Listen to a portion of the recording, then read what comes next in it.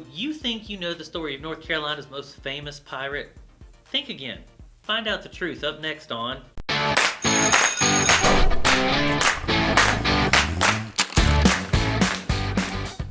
Thanks for tuning in to Learning with Sprayberry, where we do our best to make social studies fun, easy, and, well, educational. We're going to dive right into our topic on pirates today.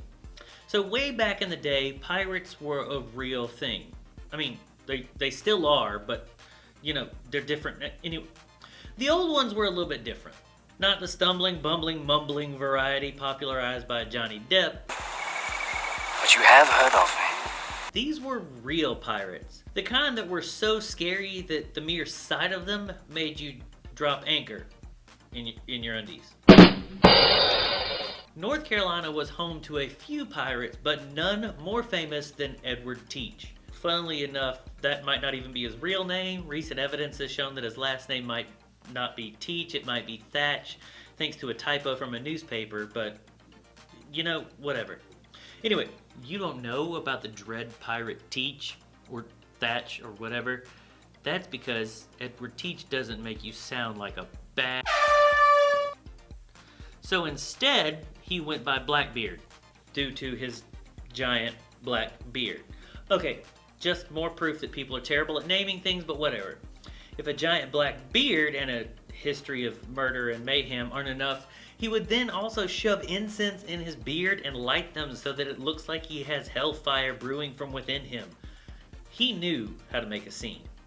Let's back up though and talk about how he got to this point. Teach was born in 1680-ish in England. It's kind of hard to nail down his actual life story before piracy because records were spotty at best. Speculation puts his birth town as Bristol, England, which would be a possible explanation for how he got here because it's a major port for the Atlantic slave trade.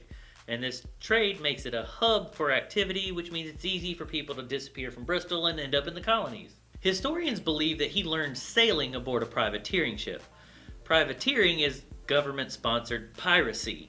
The government would have private vessels attack and raid ships from other countries to steal their supplies and wealth. The pirates would get a commission of it. Earning a living this way would certainly make it easy to understand how it could entice a young man to the less reputable aspects of the open seas. We're going to jump ahead to where we have some slightly more confirmed information. On November 28th of 1717, Teach used 2 ships to attack the La Concorde, a French ship carrying a cargo of slaves. Teach and his crew quickly overpowered the ship and forced it to dock at Bakia so that they could unload the crew and cargo of slaves. 60 of the almost 400 slaves were allowed to join the pirates and the rest were sold off. There, Blackbeard gave the crew of La Concorde a small sloop to sail home or to the nearest French colony. Blackbeard then renamed the La Concorde to the Queen Anne's Revenge, and he didn't stop with a name change. He loaded that ship up faster than a gamer with GTA 5 cheat codes. The ship was hit up with 40 cannons. He armed it like a tank. Blackbeard thus began his reign of terror by attacking ships. He would often force ships to dock, unload their crew, surrender any goods before burning the ships to ash. He continued collecting and burning ships until he gathered up to over 100 fellow pirates. By the next year, he'd moved from piracy into a really over-the-top form of blackmail. Teach, along with a few ships, would set up a blockade around colonies. And in May of 1718, he set up a major blockade around the port of Charlestown, what we call Charleston.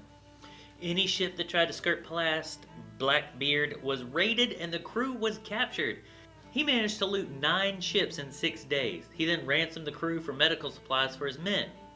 Teach warned the governor that if his demands weren't met, he was going to send the head of everyone he captured to the governor. The governor and the town quickly gave in to Teach's demands. Later on, Blackbeard learns of a chance to be pardoned for his past piracy problems and chose to take advantage of it. Through a weird twist of fate, Teach was pardoned of all his criminal activity and settled down in the North Carolina town of Bath. But peaceful life, as you can imagine, is not what drives Blackbeard. He quickly returned to privateering and then outright piracy. basically relieving the events that got him into the life in the first place. A battle on November 20th, 1718 would turn out to be his last. His ships were discovered anchored off Ocracoke Island in North Carolina. I mean, it's not too hard to find him. All you have to do is look for the line of broken down, busted ships, and there he is. By this point, Blackbeard had moved on from the Queen Anne's Revenge to another ship that he dubbed the Adventure. The Adventure met with a ship called Ranger, captained by Robert Maynard. The Ranger pulled alongside the Adventure, let loose the Union Jack flag, and began firing. Teach took control of the Adventure and sailed it towards the mainland, hoping to slip through an inlet, but the Adventure ran aground. Refusing to give up, Blackbeard opened fire on the Ranger in a devastating barrage of cannonballs. Maynard and his men, hidden under the deck of their ship, burst out and overpowered the crew of the Adventure. In a battle that would cower Jack Sparrow, Blackbeard and Maynard went directly at each other, first shooting at each other, and then to blades. Blackbeard broke Maynard's sword with one of his cutlasses. One of Maynard's men, however, got the drop on Blackbeard and slashed his neck. But Blackbeard would not die. He attacked and killed more of Maynard's crew before succumbing to his wounds. This guy knew how to fight. In the end, Blackbeard's crew was forced into a surrender. When Maynard examined the body, Blackbeard had been shot 5 times and cut 20 or more times. The adventures of Blackbeard had ended. His head was severed from his body and the body thrown overboard. The head of Blackbeard the pirate was hung from Maynard's bow as a sign of victory. That is a hood ornament. Question of the day time. Well, question of the day. What do you think of the story of Blackbeard? Is he worth the crown as North Carolina's most fearsome pirate? Or is he simply a small-time thief whose legend has been unfairly inflated? Let me know what you think in the comments below. Now's the part where I do the YouTube thing. Please make sure that you like and subscribe. If you like this content and want to see more, ring that bell so that you get notified anytime a new video drops.